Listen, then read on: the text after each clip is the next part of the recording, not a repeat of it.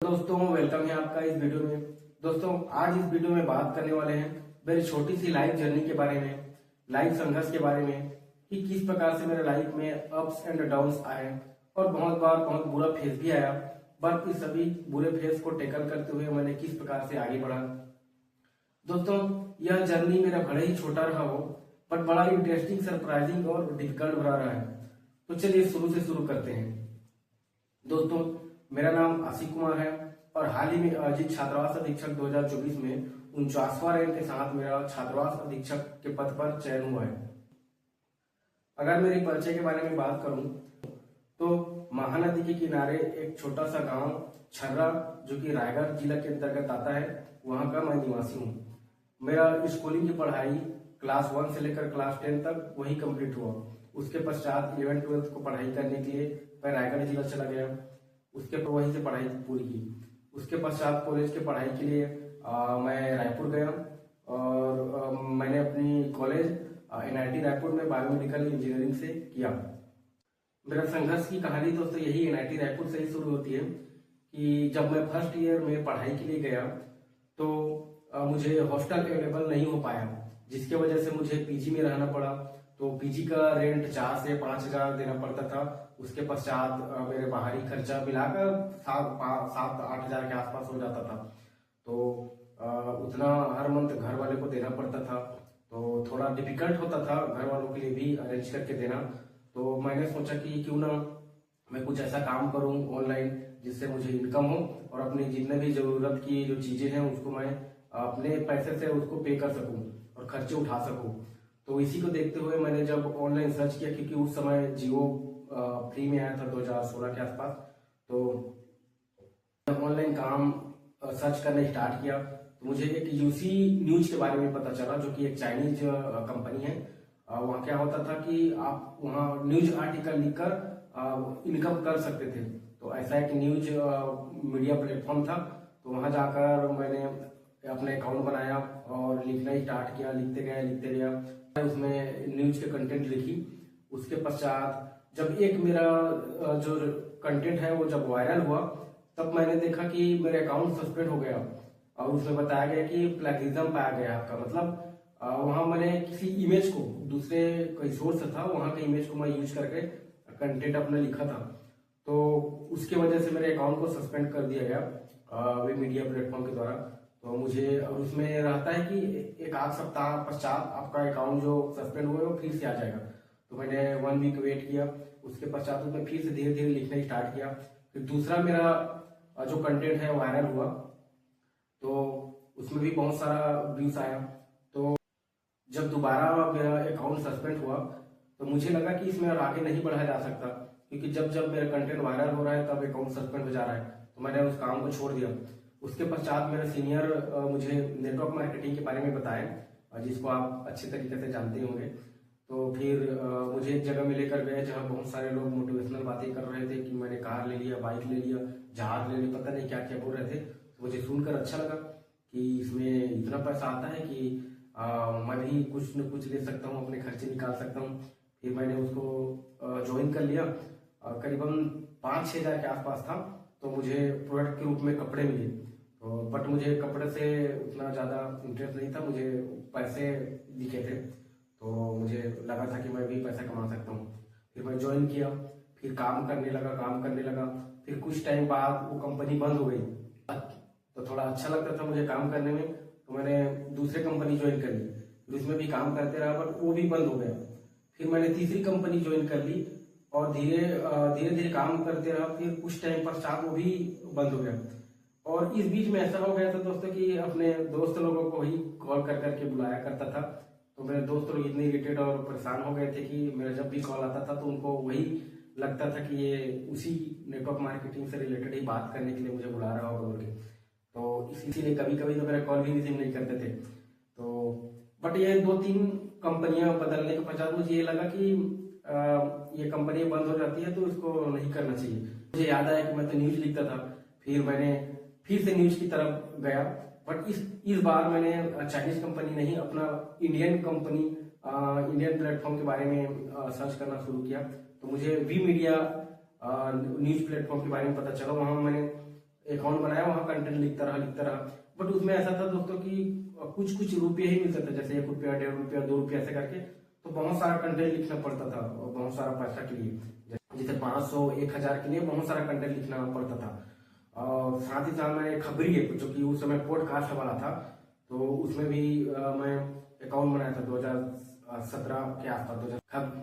फिर खबरी में क्या होता है दोस्तों कि आप पॉडकास्ट कर सकते हैं, मतलब आप अपना न्यूज उसमें अपलोड कर सकते हैं, या फिर आप अपने नॉलेज उसमें शेयर कर सकते हैं। बहुत सारे लोग क्वेश्चन पूछे तो आप उसका जवाब दे सकते हैं। ऐसे कर करके आप कुछ भी वैसी वीडियो डाल सकते हैं। तो मैंने उसमें अकाउंट बनाया और कुछ कुछ वीडियो डाल रहा था। लोग क्वेश्चन पूछ रहे थे तो मैं गूगल से अलग अलग जगह से मैं ढूंढ कर उसका रिप्लाई किया करता था। बट उसमें ऐसा हुआ दोस्तों कि कुछ टाइम पश्चात वो ऐप ओपन होना बंद हो गया। तो मुझे लगा कि कुछ टेक्निकल इश्यू हुआ होगा, तो बंद हो गया है, कुछ दिनों में अपडेट हो जाएगा तो अच्छे से चलने लगेगी। तो उसको फिर मैं वेट किया कुछ दिन, 2 माह, 1.5 2 माह के आसपास मैं वेट किया। बट उसमें कुछ भी वैसी फिर से रिजॉल्व जो इश्यू था वो रिजॉल्व होकर ओपन नहीं हुआ। तो मुझे लगा कि अब ये खत्म हो गया, चला गया प्ले स्टोर से। और उसी समय मैं रिव्यू भी दिया करता था, मतलब कोई भी प्रोडक्ट्स नया आए तो एक माउथ शॉट नाम से एक वेबसाइट हुआ करता था उस समय, अभी तो पता नहीं, आई डोंट हैव आइडिया। शायद मेरे फेसबुक पेज पे आप जाकर सर्च कर सकते हैं। उस समय मैं प्रोडक्ट का रिव्यू लिखता था, उसको फेसबुक में शेयर करता था। 2017-18 के बीच की बात है। तो ऐसी करके तीनों चीजें करते रहा। बट इसमें ऐसा हुआ कि वी मीडिया में पैसा नहीं होता था, इसलिए बंद करना पड़ा। और पॉडकास्ट का टेक्निकल इश्यू की वजह से वो चला गया। और रिव्यू में ऐसा था कि उसमें भी कुछ पैसा उतना आ नहीं रहा था। अब मुझे याद है, आई थिंक 2 प्रोडक्ट में 50-50 रुपये के आसपास मिला था। तो इतना रिव्यू लिखने के पश्चात उसमें उतना इनकम नहीं होता था, तो मैंने उसको भी छोड़ दिया। और साथ ही साथ कॉलेज में बहुत सारे कमेटी था, जैसे अगर सिंगिंग किसी को करना है तो उसके लिए अलग से रागा था, डांसिंग के लिए अलग से नृत्यम था, फोटो के लिए क्लिक क्लब था, इन्वायरमेंट प्रोटेक्शन के लिए गो ग्रीन नाम से कमेटी हुआ करता था। तो मुझे वही अच्छा लगा, तो मैं गो ग्रीन में ज्वाइन हो गया। उसके पश्चात वहाँ बहुत सारे अच्छे अच्छे काम करने को मिलते थे इन्वायरमेंट से रिलेटेड। तो हम लोग कचरा से रिलेटेड फेस्ट भी कराते थे, अलग अलग कॉलेज से लोगों को बुलाते थे, लोग इवेंट ऑर्गेनाइज करते थे और बहुत सारे प्रोग्राम भी हम लोग रखते थे। साथ ही साथ हमें मौका मिलता था मोर रायपुर में स्मार्ट सिटी में जाकर काम करने का, और साथ ही साथ नगर निगम में जाकर काम करने का, और लोगों को कचरे के बारे में बताने का कि क्या इसका बेनिफिट हो सकता है, क्या इससे नुकसान हो सकता है इन्वायरमेंट को। ये सभी चीजों के बारे में पता चलता था। और वहीं मुझे एडीएम से, डिप्टी कलेक्टर से और कमिश्नर से, बहुत सारे लोगों से मिलने का वहाँ मौका मिला। तो कहीं न कहीं मुझे ये थोड़ा अट्रैक्टिव लगा कि किस प्रकार से लोग जमीनी स्तर पर काम करते हैं और लोगों का डायरेक्ट आप बेनिफिट पहुंचा सकते हैं। तो ये मुझे कहीं न कहीं अच्छा लगा था। उसके पश्चात जब 2-3 काम ये जब बंद हो गया, फिर मैंने स्टार्ट किया यूट्यूब। और फिर यूट्यूब में मेरा सबसे पहले कंटेंट है पॉलिटिक्स से रिलेटेड, जो संविधान का सोर्स है कि कहाँ आयरलैंड से आया, कहाँ अमेरिका से क्या आया, ये सब के बारे में मेरा पहला वीडियो है। शायद होगा आज से 6-7 साल पहले, जाकर आप यूट्यूब में सर्च कर सकते हैं मेरा जो वीडियो है। तो मैंने वीडियो बनाना स्टार्ट किया। उसके पश्चात और कुछ कुछ वीडियो बनाया। बट उसके पश्चात क्या हुआ कि यहाँ जो कॉलेज है वहाँ का पढ़ाई का थोड़ा प्रेशर बढ़ने लगा, तो उसकी वजह से मैंने यूट्यूब को छोड़ दिया, कंटिन्यू नहीं किया। फिर कुछ टाइम पश्चात वहाँ पढ़ते रहा। फिर 2020 के आसपास में कोविड आ गया। तो कोविड की वजह से ऐसा हुआ कि आप हम सभी को घर में ही रहकर पढ़ाई करना पड़ा।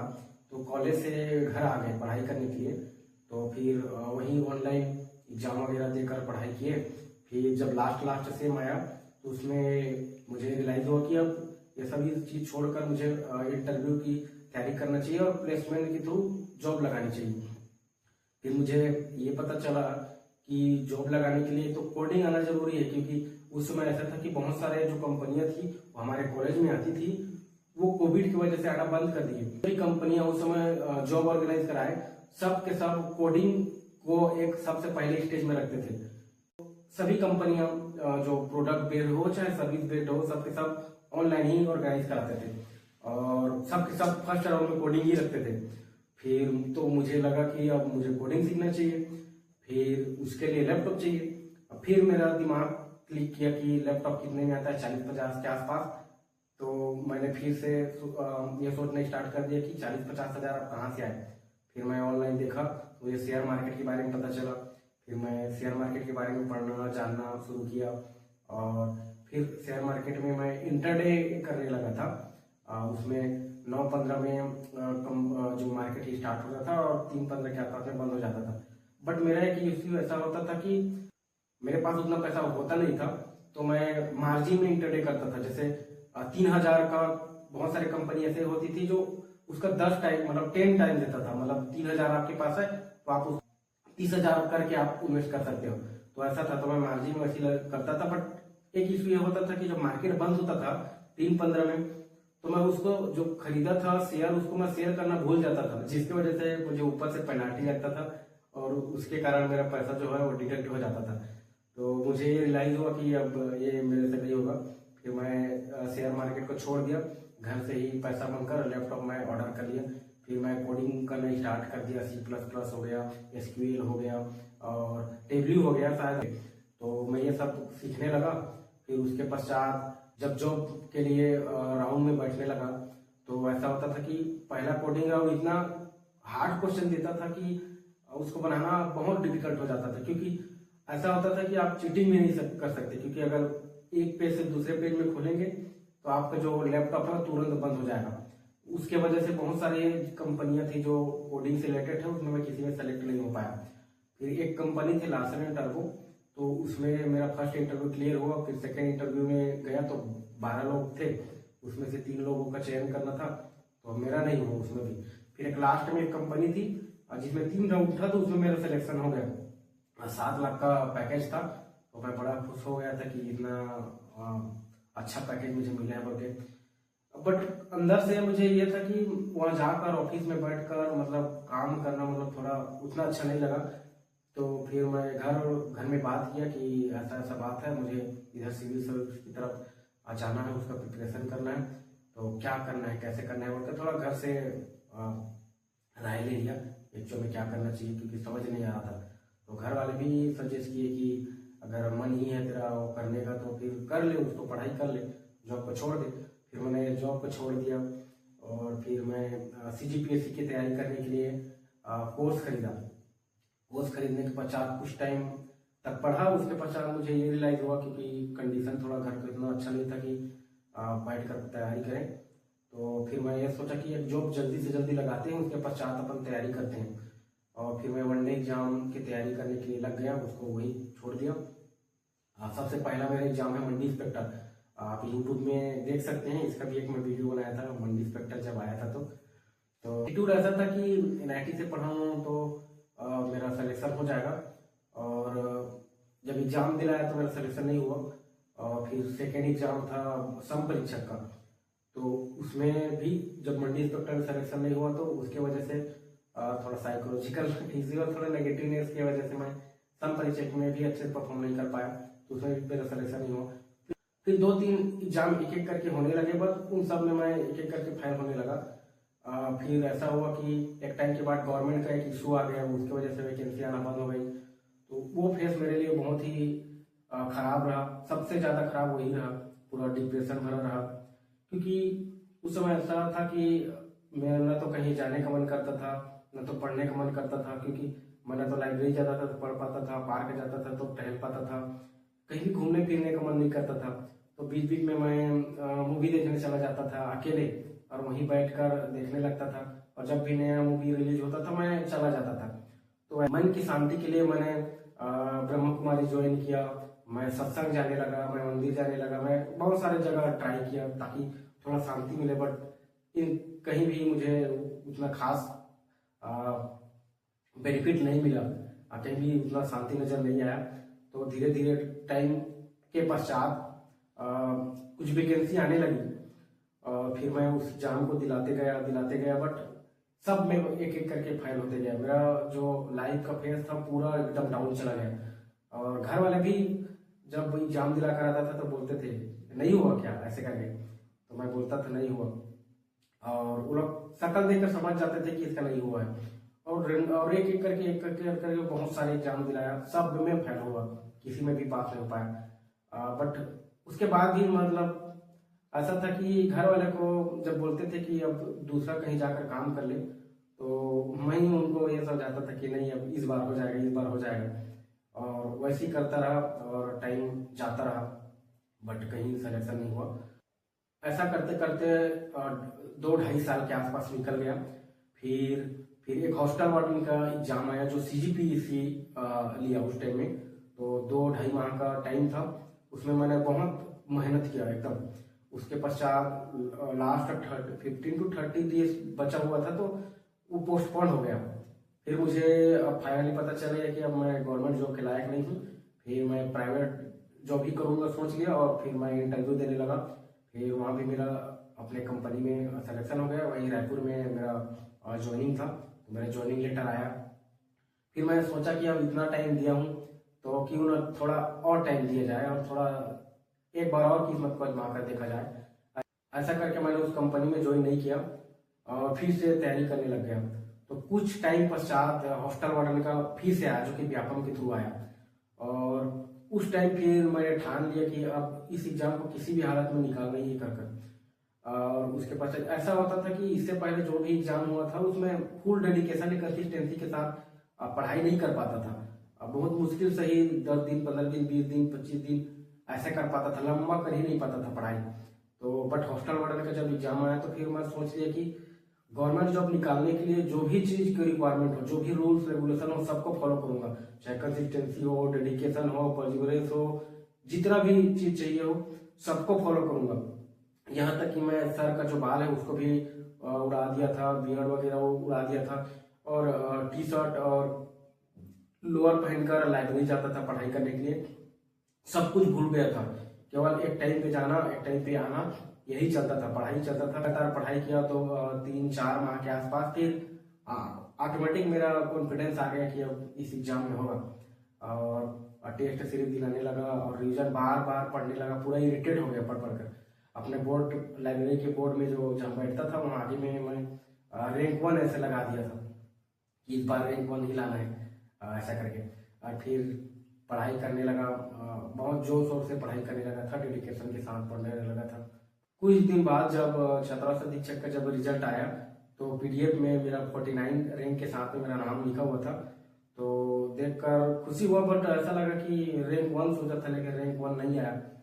बट एनीवेज 49 रैंक के साथ भी तो सिलेक्शन होता है, सोचकर मैं अच्छा लगा, मुझे थोड़ा खुशी हुई कि इतना टाइम तक मेहनत करने के पश्चात फाइनली जाकर कुछ तो हुआ। मेरा सिलेक्शन हो गया। और दोस्तों ये जो वीडियो बना रहा हूँ यही जो वार्डन क्वार्टर मिलता है, होटल सुपरिटेंडेंट को जो क्वार्टर मिलता है वही मिला है। तो आने वाले टाइम में मैं बताऊंगा सब चीज़ के बारे में कि क्या क्या कैसे कैसे किया। बट इस वीडियो में मैं यही बताना चाह रहा हूँ कि लाइफ में भले ही आपको इतना ऐसा लगे कि लाइफ पूरा खत्म हो चुका है या इससे आगे बढ़ ही नहीं पा रहे हैं, एक लाइफ के एक स्टेज के बाद आप पूरा स्टक हो जाते हैं जहाँ से कुछ रास्ता दिखता ही नहीं, तो आपको वहां भी धैर्य रखना है, हिम्मत रखना है और आगे बढ़ते रहना है। मैं भी ऐसा बहुत सारे वीडियो देखता था जिसमें UPSC टॉपर हो, CGPSC टॉपर है, बहुत सारे टॉपर अलग अलग फील्ड के लोग जाकर इंटरव्यू देते थे, अपने सक्सेस स्टोरी सुनाते थे। तो बोलते थे कि भले सफलता एक बार में नहीं मिलता लेकिन एक दिन जरूर मिलता है। तो मैं सोचता था ये सब बकवास है, क्या बोल रहे हैं ऐसा, मैं वीडियो देखना भी बंद कर दिया था। बट मैं आप सभी को यही बोलना चाहता हूँ दोस्तों कि आप अपना मेहनत जारी रखिए। एक दिन ऐसा, सच में ऐसा एक दिन आएगा कि आपका सिलेक्शन आप जिस पोस्ट के लिए चाह रहे हैं उसमें हो जाएगा। तो आप अपने धैर्य को बनाए रहें, आप कंसिस्टेंसी बनाए रहें, आप अपने काम के प्रति इतना सजग रहें कि जब भी एग्जाम आए उसमें आपका नाम जरूर हो। तो इस वीडियो में बस इतना ही था कि किस प्रकार से मैंने इतने सारे काम को करना चाहा और करने की कोशिश की, बट हर काम में असफल ही रहा। कोई ऐसा काम नहीं है जिसमें मुझे सफलता मिले, बट इसके बावजूद भी मैं काम करते रहा।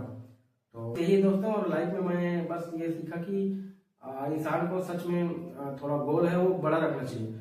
अब मेरा भले ही इतना टाइम तक कुछ ना हुआ, बट अब मेरा जो माइंड का डायमेंशन है थोड़ा सोच है थोड़ा और बड़ा हो गया, और मेरा जो गोल है और बड़ा हो गया।